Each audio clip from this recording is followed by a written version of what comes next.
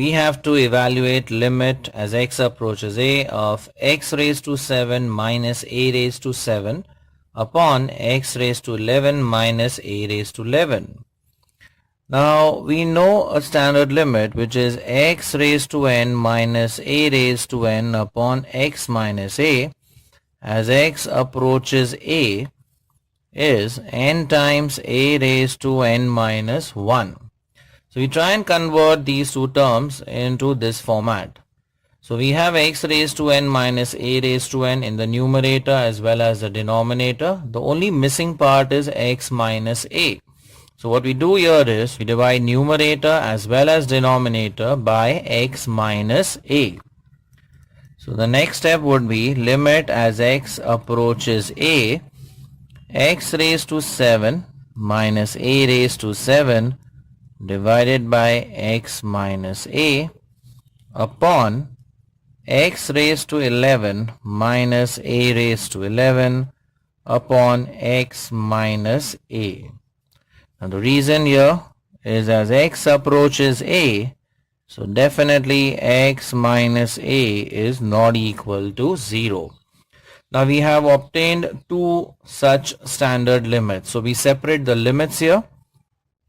So the first limit would be limit of x raised to 7 minus a raised to 7 upon x minus a as x approaches a. In the denominator, you have limit of x raised to 11 minus a raised to 11 upon x minus a as x approaches a.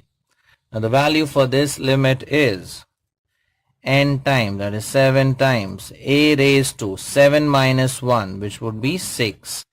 And in the denominator we have n is 11, so 11 times a raised to 11 minus 1, that is 10. Now if we use the law of indices, we have 7 upon 11 into a raised to 10 minus 6. So if we subtract 6 from here, so the final answer would be 7 upon 11 times a raised to 4. So this is the required value for the given limit. Evaluate limit as x approaches half of 8x cubed minus 1 upon 4x cubed minus x. Now this is an algebraic expression, so we need to simplify this. Now the numerator could be expressed as 2x cube minus 1 cube. Now in the denominator we could take the x term common here. So we have 4x square minus 1.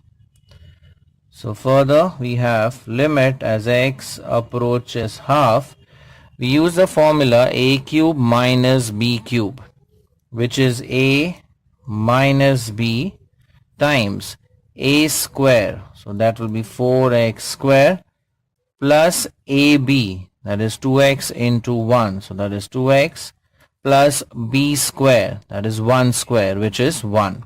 So a minus b into a square plus ab plus b square.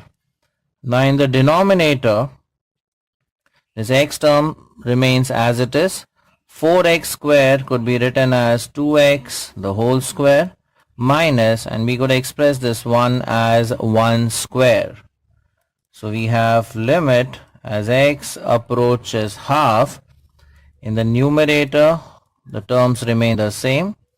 So 4x squared plus 2x plus 1, this part remains the same, upon x times, now here we can apply the formula a square minus b square, which is a minus b times a plus b.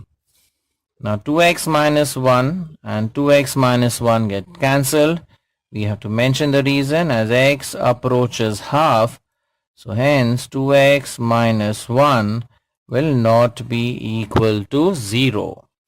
So we are left with limit of 4x square plus 2x plus 1 divided by x times 2x plus 1 as x approaches half. Now we substitute the approaching value of x and obtain the limiting value. So we have 4 into half square, right? X squared is half square. Now half squared is 1 by 4 plus 2 times x, that is 2 times half, plus 1 divided by x, that is half, into 2 times x, that is 2 times half, plus 1. Now if we simplify this 4 and 4 get cancelled, so we have 1 here. 2 and 2 get cancelled, so plus 1, and 1 more plus 1, divided by half into, now this 2 and 2 get cancelled, so 1 plus 1, that becomes 2. Now again half cancels with 2, so finally we have 3 upon 1, so the limiting value is 3. We have to evaluate limit as x approaches 0 of a raised to x plus b raised to x minus 2 raised to x plus 1, the whole thing divided by x. Now we would try and convert this limit into the standard limit, which is limit of a raised to x minus 1 upon x as x approaches 0 is nothing but log of a. Now we observe there are 3 terms over here which are raised to x, but just focus on this term. This is in the form a raised to m plus n, and we know that a raised to m plus n is a raised to m into a raised to n. So we first split this term into 2 terms. So we have limit as x approaches 0 of a raised to x plus b raised to x minus 2 raised to x into 2 raised to 1 divided by x. Now in this standard form we need a raised to x, then we need a minus 1, and then we need upon x. So we have a raised to x and we have upon x, x approaches 0, so all these 3 elements are there. So we just need to make adjustment for minus 1. So let's do that. So the next step would be limit as x approaches 0. Focusing on the first term, we have a raised to x minus 1 plus b raised to x minus 1. So basically we have subtracted 2, right? Minus 1 minus 1, so that is minus 2. So we have to compensate it by adding 2. So this term we keep it as it is. So we add 2 over here because we have subtracted 2, right? Minus 1 minus 1, that is minus 2, and then plus 2. So we have balanced it out, divided by x. So the first term is done, second term is already adjusted. Now we focus on this part. Now here if you observe, we could take minus 2 as the common factor, right? Especially in this part, the last 2 terms.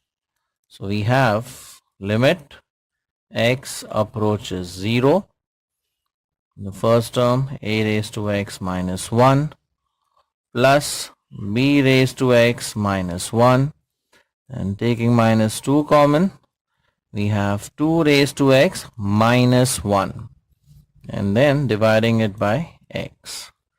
Now here we could separate these 3 terms into 3 different limits. Okay, so we separate out the denominators, we provide x under each term, and then separate the limit as well. So the first limit which we would obtain is a raised to x minus 1 upon x as x approaches 0, plus separating the second limit now. So limit of b raised to x minus 1 upon x as x approaches 0.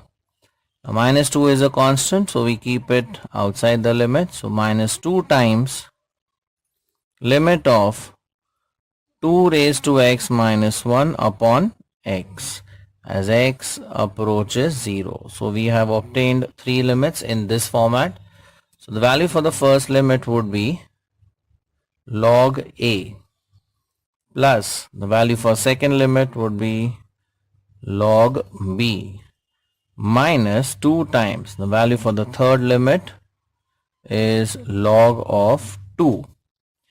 Now we could take this 2 in the index over here, right? Because we know the rule for logarithm, b times log of a could be written as log of a raised to b. So we take this 2 in the index over here.